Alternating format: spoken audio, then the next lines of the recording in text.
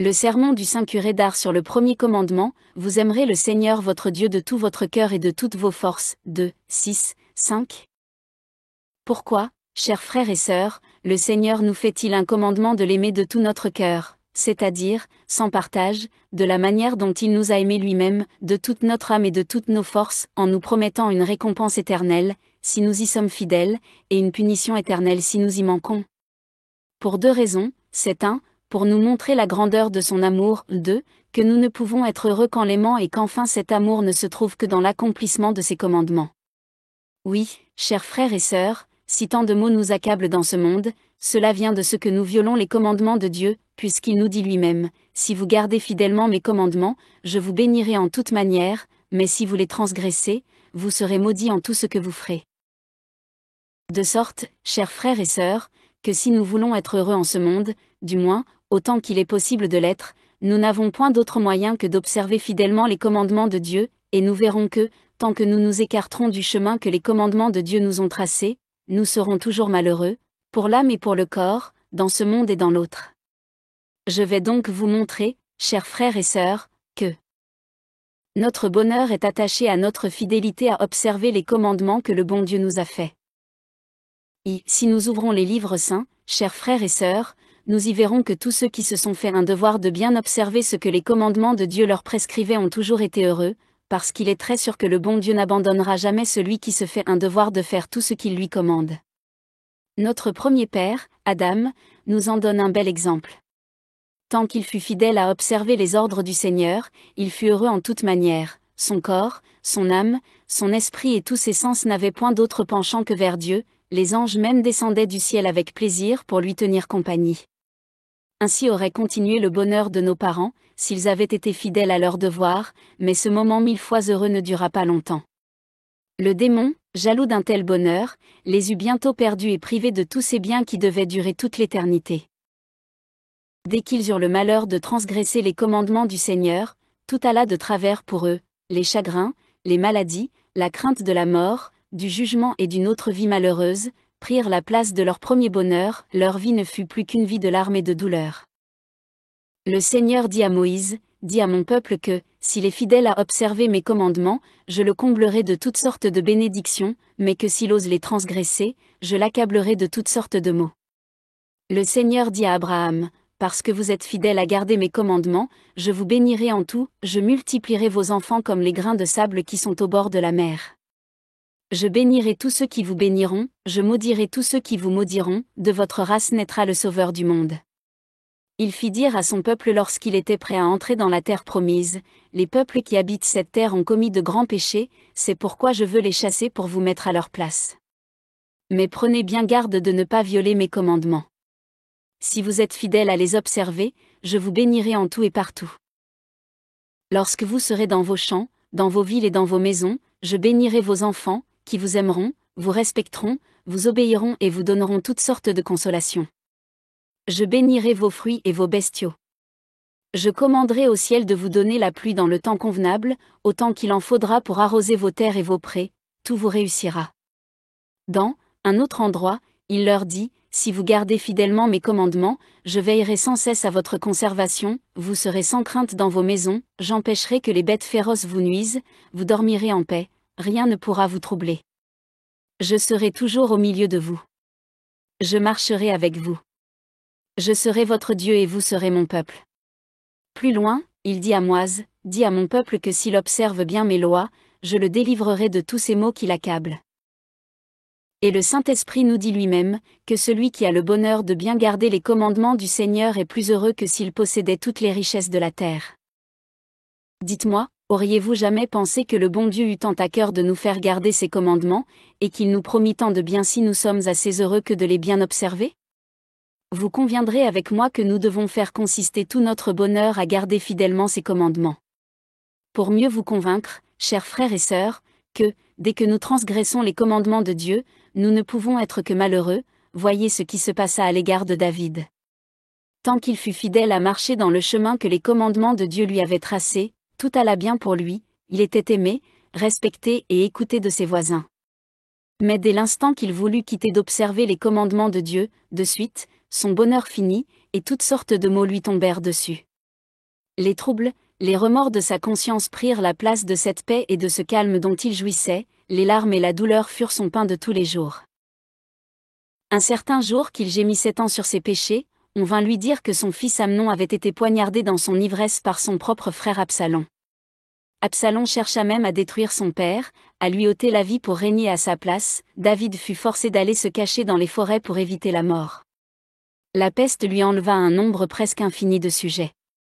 Si vous allez plus loin, voyez Salomon, tant qu'il fut fidèle à garder les commandements de Dieu, il était le miracle du monde, sa réputation s'étendait jusqu'à l'extrémité de la terre, puisque la reine de Saba vint de si loin, pour être témoin des merveilles que le Seigneur opérait en lui, mais nous voyons que, dès qu'il eut le malheur de ne plus suivre les commandements de Dieu, tout alla mal pour lui.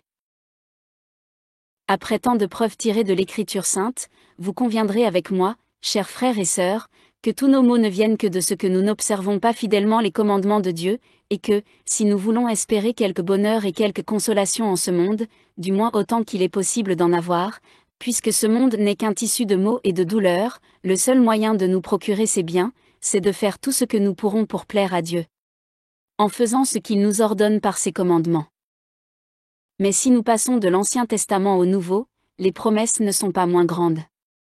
Au contraire, nous voyons que Jésus-Christ nous les fait toutes pour le ciel, parce que rien de ce qui est créé n'est capable de contenter le cœur d'un chrétien, qui n'est fait que pour Dieu qui seul peut le contenter. Jésus-Christ nous engage fort à mépriser les choses de ce monde pour ne nous attacher qu'aux choses du ciel, qui ne finissent jamais. Nous lisons dans l'Évangile que Jésus-Christ se trouvant un jour avec des personnes qui semblaient ne penser qu'aux besoins du corps, il leur dit, « Ne vous mettez pas tant en peine de ce que vous mangerez ni de quoi vous vous vêtirez. » Et pour bien leur faire comprendre que tout ce qui regarde le corps est fort peu de choses, considérez, leur dit-il, les lits des champs, ils ne finissent ni ne prennent soin d'eux, voyez comment votre Père céleste prend soin de les vêtir, car je vous assure que Salomon dans toute sa richesse et sa force n'a jamais été si bien vêtu que l'un d'eux.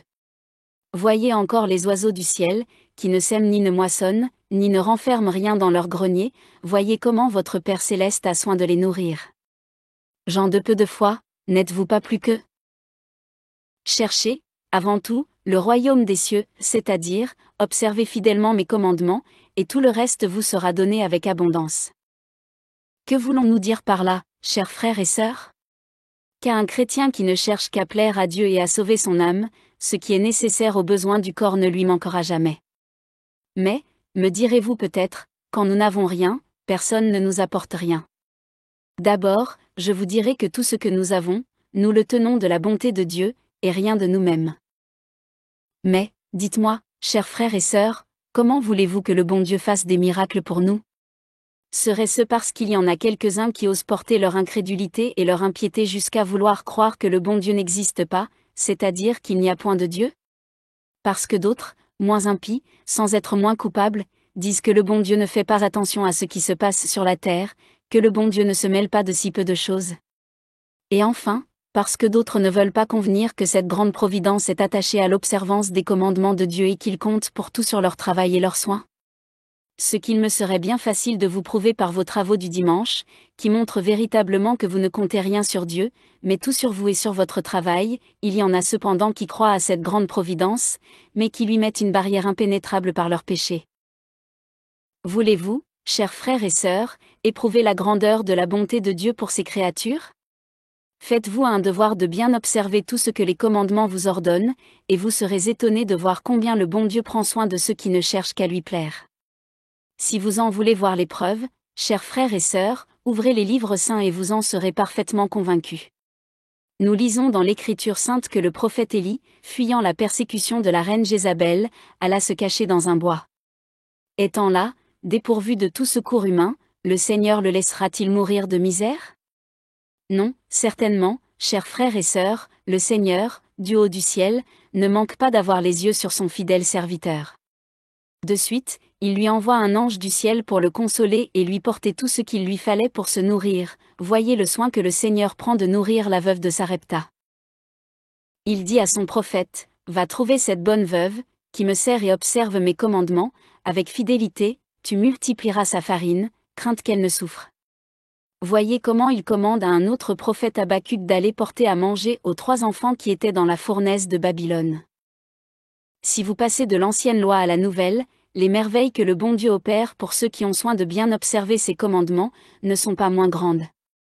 Voyez comment le bon Dieu nourrit des milliers de personnes avec 5 pains et 2 poissons, cela n'est pas difficile à comprendre, puisqu'ils cherchaient, premièrement, le royaume des cieux et le salut de leur âme en suivant Jésus-Christ.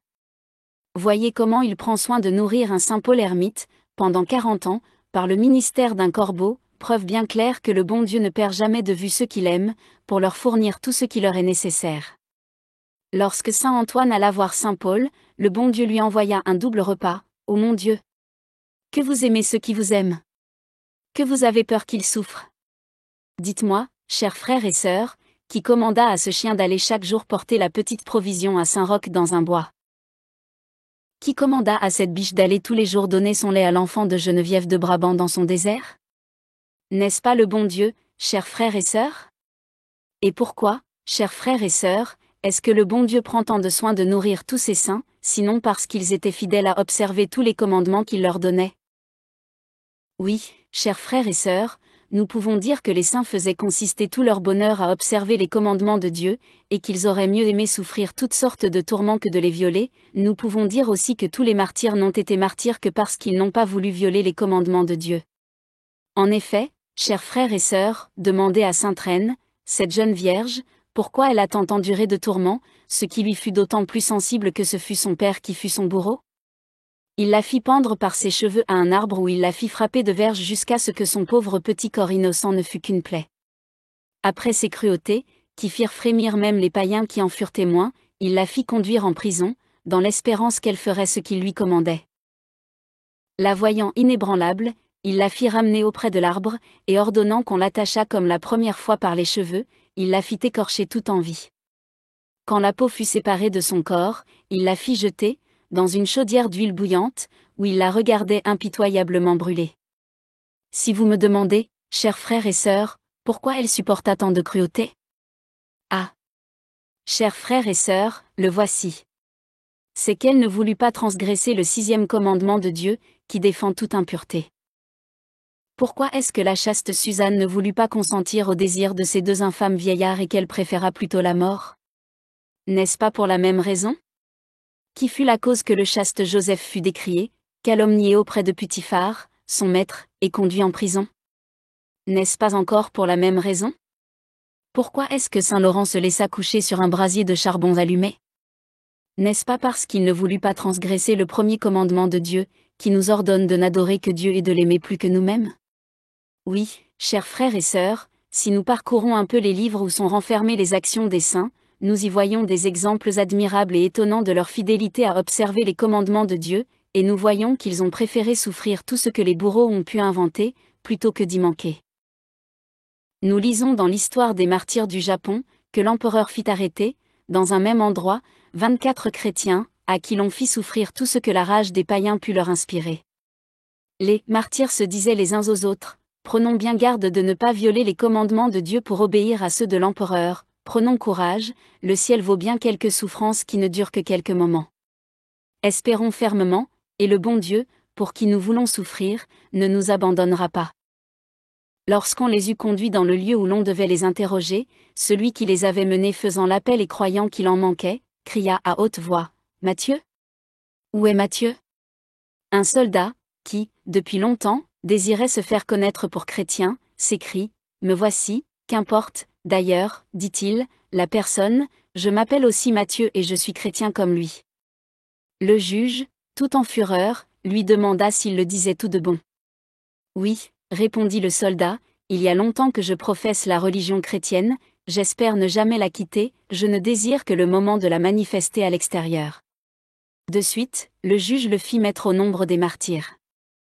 Il en eut tant de plaisir, qu'il en mourut de joie, avant de mourir dans les tourments. Parmi ce nombre, il y avait un enfant de 10 ans. Le juge, le voyant si jeune, ne voulut pas, pendant quelque temps, le mettre sur la liste de ceux qui devaient mourir pour Jésus-Christ. Cet enfant était inconsolable de se voir privé de ce bonheur, il protesta si fort que jamais il ne changerait et qu'il mourrait dans cette religion, il fit tant, qu'il força, pour ainsi dire, le juge à le mettre au nombre des martyrs. Il en eut une si grande joie, qu'il semblait ne pouvoir plus se posséder, il voulait toujours être le premier, toujours répondre pour tous, il aurait voulu avoir le cœur de tous les hommes pour les sacrifier tous à Jésus-Christ. Un seigneur païen, ayant appris que cet enfant était destiné à mourir avec les autres chrétiens, en fut touché de compassion. Il va lui-même trouver l'empereur, pour le prier d'avoir pitié de cet enfant, disant qu'il ne savait pas ce qu'il faisait. L'enfant, qui l'entendit, se tourna contre lui, en lui disant, « Seigneur, gardez votre compassion pour vous, pensez seulement à vous faire baptiser et à faire pénitence, sans quoi, vous irez brûler avec les démons. » Ce Seigneur, le voyant si bien résolu à la mort, le laissa. L'enfant, s'étant trouvé présent quand on leur lut leur sentence, qui portait qu'on leur couperait le nez et les oreilles, et qu'on les promènerait sur des charrettes par toute la ville, pour donner plus d'horreur de la religion chrétienne, et afin que les païens les accablassent d'injures, ce pauvre petit eut une si grande joie, qu'il semblait qu'on venait de lui annoncer la possession d'un royaume entier. Les païens eux-mêmes étaient étonnés qu'un enfant si jeune eût tant de courage et éprouvât tant de joie de mourir pour son Dieu. Les bourreaux étant venus pour exécuter les ordres de l'empereur, tous ces saints martyrs allèrent se présenter à leur bourreau pour se faire découper, avec autant de tranquillité et de joie que si on avait voulu les conduire dans une salle de festin. Ils se laissèrent couper le nez et les oreilles avec la même tranquillité que si on leur avait coupé un morceau de leur habit. Leur pauvre corps était tout couvert de sang, ce qui fit horreur même aux païens qui en furent témoins. On entendait ceux-ci s'écrier de temps en temps, « Oh quelle cruauté! Oh quelle injustice de faire tant souffrir des personnes qui n'ont point fait de mal! Voyez-vous, se disaient-ils les uns aux autres, voyez quel courage leur donne cette religion qu'ils professent. » Toutes les fois qu'on les interrogeait, ils ne répondaient rien, sinon qu'ils étaient chrétiens et qu'ils savaient souffrir et mourir, mais que jamais ils ne violeraient les commandements de leur Dieu, parce qu'ils faisaient consister tout leur bonheur à y être fidèles. Hélas! Ces pauvres martyrs, après qu'on les eût promenés par la ville sur ces charrettes, leur corps était tout couvert de sang, les pierres étaient toutes ensanglantées et la terre était toute rouge du sang qui coulait, avec abondance de leurs plaies. Comme leur sentence portait qu'ils devaient mourir chacun sur une croix, celui qui les avait conduits pour la première fois, reconnut ces chrétiens. Ce qui le toucha grandement, ce fut cet enfant de 10 ans. Il s'approcha de lui, en lui disant, « Mon enfant, vous êtes bien jeune, c'est bien dommage de mourir dans un âge si peu avancé, si vous voulez, je me charge d'obtenir votre grâce auprès de l'empereur, et bien plus, une grande récompense. » Cet enfant, l'entendant parler de la sorte, se mit à rire en lui disant qu'il le remerciait bien, mais de garder toutes ses récompenses pour lui-même, puisqu'il n'avait point d'espérance pour l'autre vie, mais que, pour lui, il méprisait tout cela comme étant trop peu de choses, que toute sa crainte était de ne pas avoir le bonheur de mourir, comme les autres martyrs, pour Jésus-Christ. Sa mère, qui était témoin de tout cela, quoique chrétienne, était inconsolable de voir mourir son enfant sur une croix. Ce pauvre petit, voyant sa mère si désolée, l'appela auprès de lui, en lui disant qu'il était peu édifiant pour une mère chrétienne de tant pleurer la mort d'un enfant martyr, comme si elle ne connaissait pas tout le prix d'un tel sacrifice, qu'elle devrait, au contraire, l'encourager et remercier le bon Dieu d'une telle grâce. Cet enfant de bénédiction, un moment avant de mourir, dit des choses si belles et si touchantes sur le bonheur de ceux qui meurent pour Jésus-Christ, que les païens aussi bien que les chrétiens, tous fondaient en larmes. Lorsqu'on l'approcha de sa croix, avant d'y être attaché, il embrassa cette croix, il la baisa, il l'arrosa de ses larmes, tant il eut de joie de voir que véritablement il allait mourir pour son Dieu. Quand, ils furent tous sur leur croix, l'on entendit une troupe d'anges qui chantaient le « Laudate Puri Dominum » avec leur musique céleste, ce qui fut entendu de tous les païens. Quel spectacle! Chers frères et sœurs, le ciel dans l'admiration, la terre dans l'étonnement, les assistants dans les larmes, et les martyrs dans l'allégresse, qui quittent la terre, c'est-à-dire toutes les souffrances et les misères de la vie, pour aller prendre possession d'un bonheur qui durera autant que Dieu même. Eh bien, chers frères et sœurs, dites-moi, qui porta tous ces martyrs à endurer tant de tourments? Si ce n'est pour ne pas vouloir violer les commandements de Dieu? Quelle honte pour nous, chers frères et sœurs, lorsque Jésus-Christ nous confrontera avec eux, nous, que, si souvent, un simple respect humain, un maudit qu'en dira-t-on, fait rougir, ou plutôt nous fait désavouer que nous sommes chrétiens, pour nous mettre du nombre des renégats. 2. Mais examinons cela, chers frères et sœurs, un peu plus de près, et nous verrons que, si le bon Dieu nous ordonne de garder fidèlement ses commandements, ce n'est que pour notre bonheur. Il nous dit lui-même qu'ils sont faciles à accomplir, et que, si nous les accomplissons, nous y trouverons la paix de nos âmes. Chers frères et sœurs, que ce commandement n'a rien que de doux et de consolant pour celui qui a le bonheur de l'observer avec fidélité. Chers frères et sœurs, que ce commandement n'a rien que de doux et de consolant pour celui qui a le bonheur de l'observer avec fidélité. Si nous passons au deuxième commandement, qui nous défend toutes sortes de jurements, de blasphèmes, d'imprécations et de malédictions, et toutes sortes de colères, en nous recommandant la douceur, la charité, et la prévenance pour tous ceux qui nous environnent, dites-moi, chers frères et sœurs, qui sont ceux qui sont le plus heureux, ou de ceux qui se livrent à tous ces excès de colère, d'emportement et de malédiction, ou de ceux qui, dans tout ce qu'ils font ou disent, montrent cette égalité d'humeur, cette bonté, et qui s'étudient continuellement à faire la volonté des autres? Nous voyons donc que ce commandement ne contribue qu'à nous rendre heureux nous-mêmes et ceux qui sont avec nous.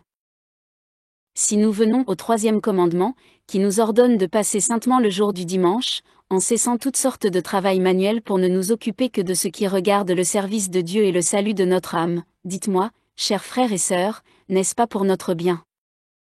Puisque nous cessons de travailler pour ce monde qui n'est rien? Puisque nous ne sommes qu'un instant sur la terre, et qu'en priant ou faisant de bonnes œuvres, nous nous ramassons pour le ciel un trésor que nous ne quitterons jamais, et, par là, nous attirons sur notre travail de la semaine toutes sortes de bénédictions? N'est-ce pas déjà un moyen pour notre bonheur? Ce même commandement nous ordonne encore d'employer ce saint jour à pleurer nos péchés de la semaine, de nous en purifier par la vertu des sacrements, n'est-ce pas, chers frères et sœurs, nous forcer, pour ainsi dire, à ne chercher que notre bien, notre bonheur, et notre félicité éternelle? Ne sommes-nous pas plus contents lorsque nous avons bien passé le saint jour du dimanche à prier le bon Dieu, que si nous avons eu le malheur de le passer dans les plaisirs, les jeux et les débauches? Le troisième commandement n'a donc rien que de consolant et d'avantageux pour nous. Si nous passons au quatrième commandement, qui ordonne aux enfants d'honorer leurs parents, de les aimer, de les respecter et de leur souhaiter et procurer tous les biens dont ils sont capables, dites-moi, n'est-ce pas une chose juste et raisonnable?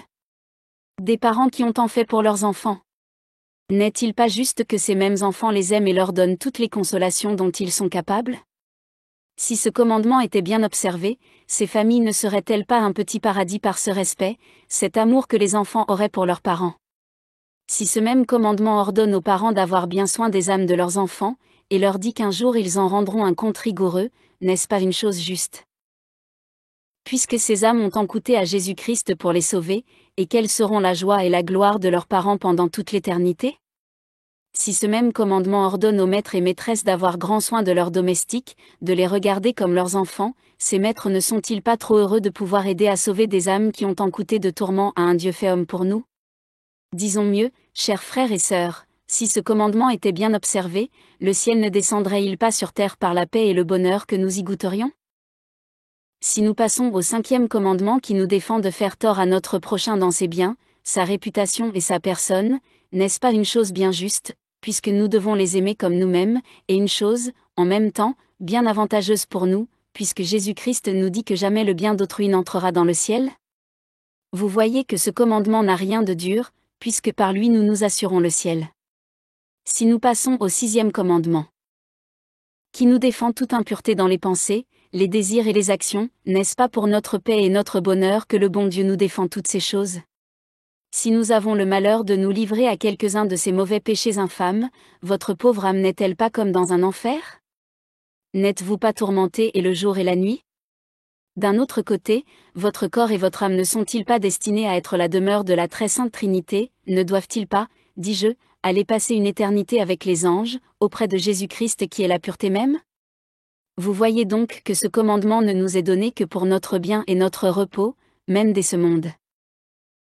Si le bon Dieu nous dit, chers frères et sœurs, par la voix de son Église, je vous commande de ne jamais laisser passer plus d'un an, sans vous confesser, dites-moi, ce commandement n'est-il pas pour nous montrer la grandeur de l'amour de Dieu pour nous? Dites-moi, quand même l'Église n'aurait pas fait ce commandement, peut-on vivre tranquille avec le péché dans le cœur et le ciel fermé pour nous, étant exposés à chaque instant à tomber en enfer? Si le bon Dieu nous commande de le recevoir à Pâques, hélas! Chers frères et sœurs, une âme peut-elle bien vivre, ne faisant qu'un repas tous les ans? Mon Dieu, que nous connaissons peu notre bien, notre bonheur. si l'Église nous ordonne de nous priver de manger de la viande, de jeûner certains jours, est-ce une chose injuste, puis qu'étant pécheurs, nous devons nécessairement faire pénitence dans ce monde ou dans l'autre? Et n'est-ce pas, en cela, changer contre de petites peines ou privations des maux bien rigoureux dans notre vie? Ne conviendrez-vous pas avec moi, chers frères et sœurs, que si le bon Dieu nous a fait des commandements, nous oblige de les observer, cela n'est que pour nous rendre heureux dans ce monde et dans l'autre? De sorte, chers frères et sœurs, que si nous voulons espérer quelques consolations et quelques adoucissements dans nos misères, nous ne les trouverons qu'en observant avec fidélité les commandements de Dieu, et, tant que nous les violerons, nous ne serons que malheureux, même dès ce monde. Oui, chers frères et sœurs, quand même une personne serait maîtresse de la moitié du monde, si elle ne fait pas consister tout son bonheur à bien observer les commandements, ne sera que malheureuse. Voyez, chers frères et sœurs, lequel était le plus heureux de saint Antoine dans son désert, livré à toutes les rigueurs de la pénitence, ou de Voltaire, dans tous ses biens et ses plaisirs, et, comme nous dit saint Paul, dans son abondance et sa crapule. Saint Antoine vit heureux, meurt content, maintenant, jouit d'un bonheur qui ne finira jamais, tandis que l'autre vit malheureux avec tous ses biens, meurt en désespéré, et maintenant, selon toute apparence, sans le juger, souffre comme un réprouvé. Pourquoi, chers frères et sœurs, cette grande différence? C'est que l'un fait consister tout son bonheur à observer fidèlement les commandements de Dieu, et l'autre met tous ses soins à les violer et à les faire mépriser. L'un, dans la pauvreté, est content, et l'autre, dans l'abondance, est bien misérable, ce qui nous montre, chers frères et sœurs, qu'il n'y a que Dieu seul qui puisse nous contenter et rien autre chose. Voyez le bonheur que nous avons si nous observons fidèlement les commandements de Dieu, puisque nous lisons dans l'Évangile que Jésus-Christ nous dit, « Celui qui observe mes commandements m'aime et celui qui m'aime sera aimé de mon Père, nous viendrons en lui et nous y ferons notre demeure. » Quel bonheur peut être plus grand et quelle grâce plus précieuse, puisqu'en gardant les commandements de Dieu, nous attirons en nous tout le ciel. Le saint roi David avait bien raison de s'écrier, « Ô mon Dieu, que ceux qui vous servent sont heureux. » Voyez encore combien le bon Dieu bénit les maisons de ceux qui observent ses lois divines. Nous lisons dans l'Évangile que le père et la mère de saint Jean-Baptiste gardaient si bien les commandements que personne ne pouvait leur reprocher la moindre chose, aussi le bon Dieu, en récompense, leur donna un enfant qui fut le plus grand de tous les prophètes. Ce fut un ange qui vint du ciel, pour leur annoncer cette heureuse nouvelle. Ce fut même le Père éternel qui lui donna le nom de Jean, qui veut dire « enfant de bénédiction et de bonheur ». À peine Jésus-Christ est-il conçu dans le sein de sa mère, qu'il va lui-même dans cette maison, pour y répandre toutes sortes de bénédictions. Il sanctifia cet enfant, avant qu'il fût né, et remplit le Père et la Mère du Saint-Esprit. Voulez-vous, chers frères et sœurs, que le bon Dieu vous visite et vous comble de toutes sortes de bénédictions? Tâchez de mettre tous vos soins à bien observer les commandements de Dieu, et tout ira bien chez vous. Nous lisons dans l'Évangile qu'un jeune homme demanda à Jésus-Christ ce qu'il fallait faire pour avoir la vie. Le Sauveur lui répondit, « Si vous voulez avoir la vie éternelle, gardez mes commandements avec fidélité. » Notre Seigneur, s'entretenant un jour avec ses disciples sur le bonheur de l'autre vie, dit que le chemin qui conduit au ciel est étroit, qu'il y en a bien peu qui le cherchent véritablement, et, parmi ceux qui le trouvent, bien peu qui soient dans cette route, ce n'est pas tous ceux qui disent « Seigneur, Seigneur », qui seront sauvés, mais seulement ceux qui font la volonté de mon Père en gardant mes commandements. Plusieurs me diront au jour du jugement, « Seigneur, nous avons prophétisé en votre nom, nous avons chassé les démons du corps des possédés et nous avons fait de grands miracles. » Je leur répondrai, « Retirez-vous de moi, ouvriers d'iniquité. Vous avez fait de grandes choses, mais vous n'avez pas observé mes commandements, je ne vous connais pas. » Jésus-Christ dit aux disciples bien-aimés, « Soyez-moi fidèles jusqu'à la fin, et je vous donnerai la couronne éternelle. » Vous voyez donc, chers frères et sœurs, que notre salut est absolument attaché à l'observance des commandements de Dieu. Si vous avez quelque doute de savoir si vous serez sauvés ou damnés, prenez les commandements de Dieu et confrontez-les avec votre vie. Si vous voyez que vous marchez dans le chemin qu'ils vous ont tracé, ne vous mettez en peine que de persévérer, mais, si vous vivez d'une manière tout opposée, vous aurez beau vous tourmenter, vous ne laisserez pas que d'être damnés. 3. Nous disons que si nous voulons avoir la paix de l'âme, il faut garder les commandements de Dieu, parce que le Saint-Esprit nous dit que celui qui a une conscience pure est comme dans un festin continuel. Il est très certain, chers frères et sœurs, que celui qui vit selon les lois de Dieu est toujours content, et, bien plus, rien n'est capable de le troubler. Saint Paul nous dit qu'il est plus heureux et plus content dans sa prison, dans ses souffrances, ses pénitences et sa pauvreté que ses bourreaux ne le sont dans leur liberté, leur abondance et leur crapule, que son âme est remplie de tant de joie et de consolation, qu'elle déborde de tous côtés. Sainte Monique nous dit qu'elle fut toujours contente quoiqu'elle fût souvent maltraitée par son mari, qui était un païen. Saint Jean de la Croix nous dit qu'il avait coulé les jours les plus heureux de sa vie, là où il avait le plus souffert. Mais, au contraire, nous dit le prophète Isaïe, celui qui ne vit pas selon les lois du Seigneur ne sera ni content ni heureux. Sa conscience sera semblable à une mer agitée par une furieuse tempête, les troubles et les remords le suivront partout. Si ces personnes veulent vous dire qu'elles sont en paix, ne les croyez pas, parce qu'elles sont des menteurs, parce que le pécheur n'aura jamais la paix. Voyez en la preuve, chers frères et sœurs, dans Caïn. Dès qu'il eut le malheur d'avoir tué son frère Abel, son péché fut, toute sa vie, son bourreau, qui ne le quitta qu'à la mort pour le traîner en enfer. Voyez encore les frères de Joseph. Voyez même Judas, après avoir vendu son divin maître, il fut si tourmenté, qu'il alla se pendre à un figuier, tant la vie lui était à charge. Nous lisons dans l'histoire qu'un jeune homme, dans un accès de fureur, tua son pauvre père.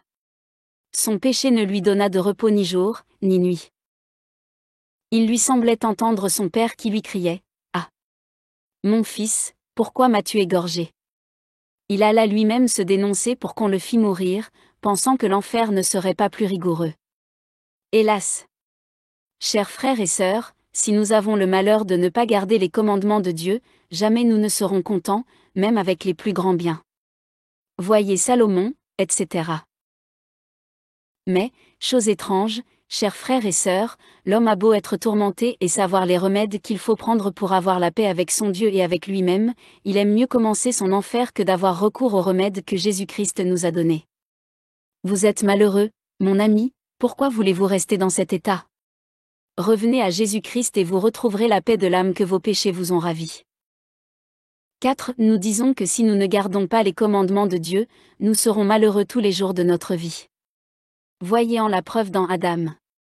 Dès qu'il eut péché, le Seigneur lui dit, « Parce que tu as violé mes lois, la terre, pour toi, sera maudite, elle ne produira d'elle-même que des ronces et des épines.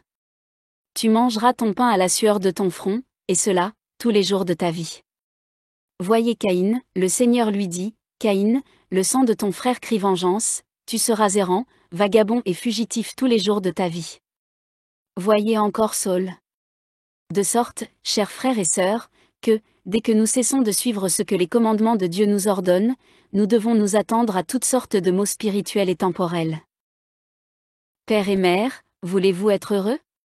Commencez à bien observer les commandements de Dieu vous-même, afin que vous puissiez vous donner pour modèle à vos enfants, et que vous puissiez toujours leur dire, « Faites comme moi. » Si vous voulez qu'ils fassent bien leur prière, donnez-leur en l'exemple. Voulez-vous qu'ils soient bien modestes à l'église, donnez-leur l'exemple, mettez-les à côté de vous. Voulez-vous qu'ils observent bien le saint jour du dimanche ? Commencez vous-même. Voulez-vous qu'ils soient charitables ? Soyez-le vous-même. Hélas! Chers frères et sœurs, si tant de maux nous accablent, n'en cherchons point d'autre raison que la multitude des péchés que nous commettons, en transgressant les commandements de Dieu. Plaignons, chers frères et sœurs, ceux qui viendront quelques siècles après nous. Hélas! Ce sera bien plus mauvais encore. Voulons-nous, chers frères et sœurs, ce sera bien plus mauvais encore. Voulons-nous, chers frères et sœurs, que Dieu cesse de nous châtier ? Cessons nous-mêmes de l'offenser, faisons comme les saints qui ont tout sacrifié plutôt que de violer ces saintes lois. Voyez un saint Barthélemy et une sainte Reine, qui ont été écorchés tout en vie, pour ne pas vouloir offenser Dieu. Voyez un saint Pierre et un saint André, qui ont été crucifiés sur une croix. Voyez toutes ces foules de martyrs qui ont enduré 1000 tourments pour ne pas transgresser les commandements. Voyez tous les combats qu'ont soutenus les saints pères des déserts contre le démon et leurs penchants. Lorsque saint François d'Assise était sur une montagne pour prier, les habitants du voisinage vinrent lui demander de les délivrer, par ses prières, de quantité de bêtes féroces qui dévoraient tout ce qu'ils avaient. Ce saint leur dit, « Mes enfants, cela ne vient que de ce que vous avez violé les commandements de Dieu, revenez à Dieu et vous serez délivrés. » En effet, aussitôt qu'ils eurent changé de vie, ils furent délivrés. De même, en finissant, disons que si nous voulons que nos maux spirituels et temporels finissons d'offenser le bon Dieu, cessons de transgresser ses commandements. Cessez, chers frères et sœurs, de livrer votre cœur, votre esprit et peut-être même votre corps à l'impureté. Cessez, chers frères et sœurs, de fréquenter les jeux, les cabarets, les lieux de plaisir. Cessez, chers frères et sœurs, les travaux du dimanche. Cessons de nous éloigner des sacrements. Cessons, chers frères et sœurs, de nous faire un jeu de violer les lois du jeûne et de l'abstinence, quittons la route que suivent les païens, à qui les commandements ne sont pas connus. Cherchons, chers frères et sœurs, notre véritable bonheur qui ne peut se trouver qu'en Dieu seul, en accomplissant fidèlement les commandements. Cessons, chers frères et sœurs, de travailler à nous rendre malheureux pour l'éternité. Revenons à Dieu, chers frères et sœurs, et pensons que nous sommes chrétiens et que, par conséquent, nous devons combattre nos penchants et le démon, fuir le monde et ses plaisirs, vivre dans les larmes, la pénitence et l'humilité. Disons comme le saint roi David, « Oui, mon Dieu. Je me suis éloigné de vos commandements par mes péchés, mais, mon Dieu, aidez-moi, je reviendrai à vous par les larmes et la pénitence, et je marcherai tous les jours de ma vie dans la voie de vos commandements, qui me conduiront jusqu'à vous pour ne jamais vous perdre. » Heureux, chers frères et sœurs, celui qui imitera ce saint roi, qui, revenu à Dieu, ne le quitta jamais plus. C'est là, chers frères et sœurs, ce que je vous souhaite. Saint Jean-Marie Vianney, 1786 à 1859, voir également sur le 5